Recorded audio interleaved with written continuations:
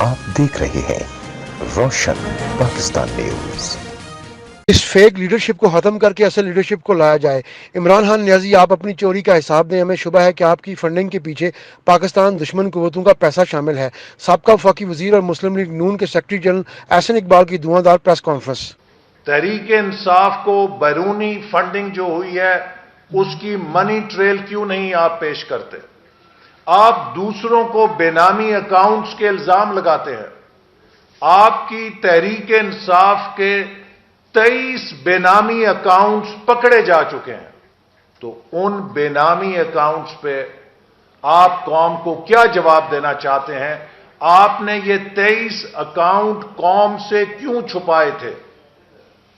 قوم جاننا چاہتی ہے ان اکاؤنٹس میں جو آپ نے ڈونیشنز لیں، کن لوگوں نے آپ کو ڈونیشنز دیں اور اس ڈونیشن کو کس نے استعمال کیا اور کیسے استعمال کیا، اور کیوں یہ پیسہ الیکشن کمیشن سے چھپایا گیا، پاکستانی عوام سے چھپایا گیا۔ کشمیر کے مسئلے کے حوالے سے سوال کے جواب میں ان کا کہنا تھا حکومت نے جو ایمرجنسی نافذ کرنا تھی وہ نظر نہیں آئی۔ اگر نواز شریف وزیر اعظم ہوتے تو بھارت کو کشمیر پر ایسا اقدام کرنے کی جرات نہ ہوتی۔ سب سے پہلے تو کشمیر کے مسئلے پہ میں اس بات کو دہرانا چاہتا ہوں کہ پاکستان مسلم لیگ نون، پاکستان کی تمام اپوزیشن پارٹیز اور پاکستان کی پوری قوم کشمیر کے عوام کی پشت کے اوپر کھڑی ہے۔ ہماری سیاست میں اختلاف ہو سکتا ہے لیکن کشمیر کے کاز پر کوئی اختلاف نہیں ہے۔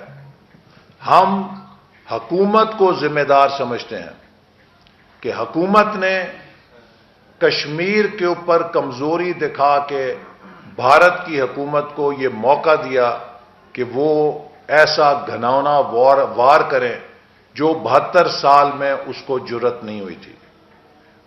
انگلینڈ کے معروف اخبار ڈیلی میل کے رپورٹر نے میاں شہباز شریف کے خلاف جو خبر لگائی تھی اس کے حوالے سے ان کا کہنا تھا کہ ہمارے وکلا کی ٹیم ڈیلی میل کے خلاف کارروائی کے لیے اپنا ہوم ورک کمپلیٹ کر چکی ہے۔ جی کریں، اس کے خلاف کارروائی ہو رہی ہے اور قانونی کارروائی وکلا کر رہے ہیں، اور ان کا جواب جو آئے گا اس پر ہم انشاءاللہ تعالی آگے بڑھیں گے۔ کیمرہ مین عرفان حیدر کے ساتھ شہزاد ملک، روشن پاکستان نیوز، اسلام آباد۔